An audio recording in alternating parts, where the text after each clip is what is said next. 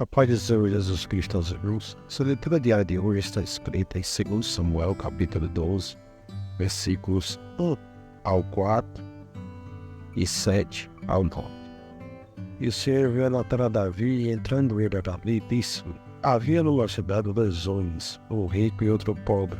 O rico tinha muitíssimas ovelhas e vacas, mas o pobre não tinha coisa nenhuma, senão uma pequena cordeira que comprara e criara. E ela havia crescido com ele e com seus filhos igualmente. Do seu bocado comia, e do seu copo bebia, e dormia em seu regaço, e a tinha como filho. E vindo um viajante ao homem rico, deixou este de tomar das suas ovelhas e das suas vacas para guisar para o viajante que viera a ele. E tomou a cordeira do homem pobre e a preparou para o homem que viera a ele. Então disse Natan a Davi: tu és este homem. Assim diz o Senhor, Deus de Israel: eu te ungi rei sobre Israel, e eu te livrei das mãos de Saul, e te dei a casa de teu senhor e as mulheres de teu senhor em teu seio, e também te dei a casa de Israel e de Judá. E se isto é pouco, mas te acrescentei tais e tais coisas. Porque, pois, desprezaste a palavra do Senhor, fazendo o mal diante de seus olhos. A tocante história da cordeira despertou o lado bom do rei Davi.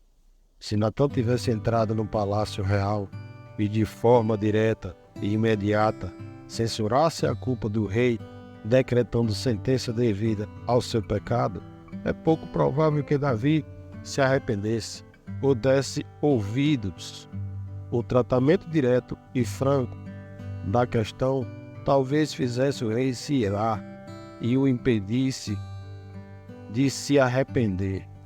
Davi poderia ter respondido a Natan da mesma forma que a Azael: como é que teu servo, que não passa de um cão, poderia fazer tão grande coisa? Natan desmascarou o terrível pecado de Davi e extraiu dele a exclamação pequei, que deu origem a todo o Salmo 58 e ao começo de um arrependimento tão sincero quanto tinha sido grave a transgressão. A habilidade de Natan de ocultar a real aplicação da parábola faz lembrar as parábolas da vinha do Senhor e dos lavradores maus, proferidas por Cristo na aplicação prática ao coração e à consciência do ouvinte. Foi feita de maneira insuperável. Marcos 12, versículos 1 ao 12. Embora Davi tivesse pecado em primeiro lugar perante Deus, Salmo 51:4, o Senhor deu o primeiro passo para devolver o seu servo transgressor à benevolência divina por meio do arrependimento. Dessa maneira, vimos que o Senhor enviou Natan, apesar de o profeta ser, sem dúvida alguma, conhecedor do pecado de Davi. Não procurou o rei, senão quando enviado do alto. Davi tinha caído num poço terrível, e somente a graça divina poderia resgatá-lo e restaurá-lo. Que sabedoria de Deus escolher Natan como porta-voz! Não contava ele com a confiança de Davi, e não fora ele o portador de boas novas ao rei, segundo Samuel 7:1-19. O sentimento que um tinha pelo outro fez com que as desconfianças de Davi fossem desarmadas e o preparou para ouvir a tocante história de Natan.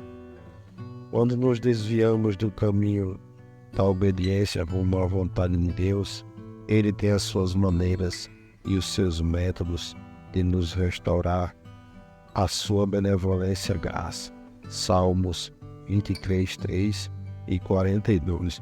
Portanto, se confessarmos os nossos pecados, Ele é fiel e justo para nos perdoar os pecados e nos purificar de toda injustiça.